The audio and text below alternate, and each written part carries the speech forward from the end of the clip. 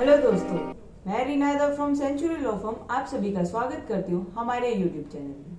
हमारी पुरानी मेंटेनेंस की वीडियो के जरिए हमें कुछ सवाल प्राप्त हुए जिनका जवाब आज हमारी फर्म के एडवोकेट मिस्टर सोहेल शाह देंगे। Hello sir. Hello friends. तो आज का हमारा पहला सवाल है, कौन सीआरपीसी के सेक्शन 125 के तहत मेंटेनेंस मांग सकता है? सीआरपीसी के सेक्शन 125 सीआरपीसी में कोई भी डिपेंडेंट वाइफ या पेरेंट्स मेंटेनेंस के लिए पिटीशन डाल सकते हैं। हिंदू मैरिज एक्ट की सेक्शन 24 और सीआरपीसी की सेक्शन 125 में क्या डिफरेंस है? देखिए, दोनों को समझने के लिए तीन मेजर डिफरेंसेस हैं।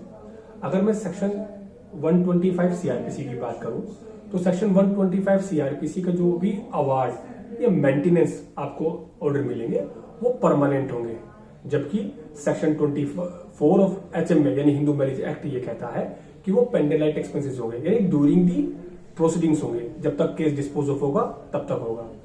दूसरा मेजर डिफरेंस ये है कि सीआरपीसी का प्रोविजन 125 सीआरपीसी का जो प्रोविजन है वो किसी भी धर्म जाति विशेष का आदमी उसको ऑप्ट कर सकता है, उसमें पिटीशन फाइल कर सकता है, जबकि सेक्शन 24 हिंदू मैरिज एक्ट में सिर्फ हिंदू ही उसको ऑप्ट कर सकता है। और हिंदू की परिभाषा में सिख और जैन भी आते हैं। और तीसरा मेजर डिफरेंस यह है कि 125 सीआरपीसी के अंदर वाइफ, पेरेंट्स या कोई भी डिपेंडेंट पिटीशन फाइल कर सकता है, जबकि हिंदू मैरिज एक्ट में हस्बैंड या वाइफ ही ऑप्ट कर सकते हैं। डोमेस्टिक वायलेंस और सीआरपीसी 125 में बंधा हुआ मेंटेनेंस किस प्रकार अलग है और एप्लीकेंट को कौन सा मिलता है?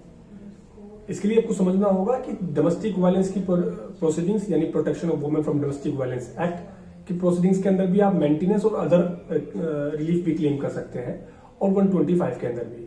दोनों प्रोसीडिंग एक दूसरे से अलग है। ऐसे एपेक्स कोर्ट ने बहुत सारे वेरियस जजमेंट दिए हैं जहां बताया है कि एक केस में बंधा हुआ मेंटेनेंस दूसरे केस में बंधे हुए मेंटेनेंस से अलग होता है। दोनों अपनी अपनी मेरिट पर डिसाइड होते हैं, लेकिन हमें कौन सा ऑप्ट करना है? एप्लीकेंट को जो भी हायर लगे उसको वो ऑप्ट कर सकता है। मेंटेनेंस कितनी मिलेगी ये बात कोर्ट कैसे डिसाइड करता है? देखिए, रिसेंटली सुप्रीम कोर्ट ने अपने जजमेंट के अंदर पूरा प्रोसीजर बताया है कि किस तरह से एक इनकम को प्रिज्यूम किया जाता है, उसके लिविंग स्टैंडर्ड को प्रिज्यूम किया जाता है, किस तरह से, बल्कि अब सभी कोर्ट्स में जहां जहां भी फैमिली कोर्ट एस्टेब्लिश है और जहां फैमिली कोर्ट एस्टेब्लिश नहीं है, जो भी कंपिटेंट कोर्ट फैमिली मैटर्स को देखती है, वहां पर एक एफिडेविट का फॉर्मेट दिया है जहां पर दोनों ही पार्टी को अपनी इनकम, अपने एसेट्स को डिस्क्लोज करना पड़ता है। लिविंग स्टैंडर्ड, इनकम को देखने के बाद कोर्ट को जो भी सही लगता है वो उतना इंटरिम या उतना मेंटेनेंस को अवार्ड कर देती है या उतना मेंटेनेंस का ऑर्डर कर देती है। आमतौर पर यह देखा गया है कि कोर्ट जितनी भी इनकम होती है उस इनकम के दो हिस्से मेल यानी हस्बैंड के फेवर में और एक हिस्सा डिपेंडेंट यानी वाइफ अगर डिपेंडेंट है एक हिस्सा उसका होता है, अगर बच्चा भी है तो दूसरा हिस्सा उसका होता है, ऐसे बनती है। ये दिल्ली हाईकोर्ट की जजमेंट के अनुसार आमतौर पर 33% तक जो मेंटेनेंस टोटल इनकम 33% होता है उसको वो बांध सकते हैं, लेकिन ये वेरी करता है केस टू केस, उसके मेरिट्स पर, उसके डिपेंडेंसी पर। आमतौर पर केस लंबे चलते हैं तो मेंटेनेंस कब मिलती है और कितना टाइम लगता है इसमें? देखिए, ये बात सही है कि बहुत सारे केसेस लंबा समय ले लेते हैं, क्योंकि अपने अपने एविडेंस को लीड करना होता है, अपने गवाह को प्रोड्यूस करना होता है, और एक बंदा एलिगेशन लगाता है, दूसरा उसको डिफेंस करता है या वो उस पर एलिगेशन लगाते हैं। एलिगेशन और काउंटर एलिगेशन होते हैं। तो ऐसी स्थिति में क्योंकि केस लंबे समय ले लेते हैं, तो ऐसी स्थिति में क्या होता है कि एक इंटरिम एप्लीकेशन लगा दी जाती है कि टिल द डिस्पोजल इस इंटरिम एप्लीकेशन को डिसाइड कर दिया जाए। हालांकि ऐसी एप्लीकेशंस को as per the law within 60 days from the service of respondent, यानी जिस दिन प्रतिवादी पक्ष जो दूसरी रेस्पोंडेंट है उसको सर्विस हो गई है, 60 दिन के अंदर अंदर उसको एप्लीकेशन को डिसाइड करना होता है। लेकिन अगर स्थिति बहुत ही ज्यादा क्रूशियल है, बहुत ही ज्यादा नीडेड है, तो ऐसी स्थिति में पहली डेट पर ही एड इंटरिम अवार्ड भी यानी एड इंटरिम मेंटेनेंस भी बन जाता है।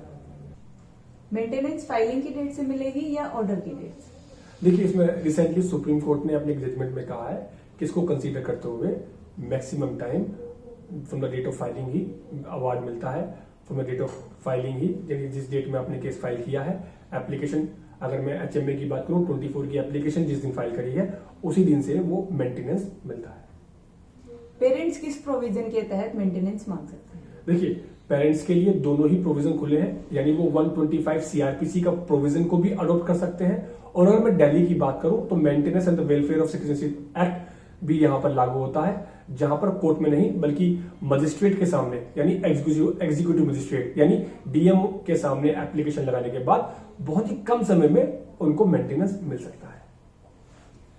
माइनर चाइल्ड और अनसाउंड माइंड मेंटेनेंस कैसे मांग सकते हैं? देखिए, as per the law minor child यानी जो मेरा बच्चा होगा, चाइल्ड होगा, उसको पूरा राइट होता है मेंटेनेंस का। और ऐसी स्थिति में उसके गार्जियन या उसका लीगल कस्टोडियन या उसका नेक्स्ट फ्रेंड पिटिशन फाइल कर उसके बिहाफ पर मेंटेनेंस को क्लेम कर सकता है। वाइफ कब मेंटेनेंस नहीं मांग सकती? देखिए, वाइफ मेंटेनेंस ये एक बहुत बड़ा इशू है कि कब कब वाइफ मेंटेनेंस के लिए एंटाइटल नहीं होती। पहली स्थिति यह है कि अगर पति इस स्थिति में पहुंच गया हो कि वो अब कमा ही नहीं सकता, वो स्थिति ऐसी है जैसे वो पैरालाइज्ड हो चुके हैं, अनसाउंड माइंड के हो चुके हैं, इंसैन हो चुके हैं। हाँ, अगर वो बॉडीली एबल्ड है और विजुअली काम नहीं कर रहा तो ये ग्राउंड नहीं है।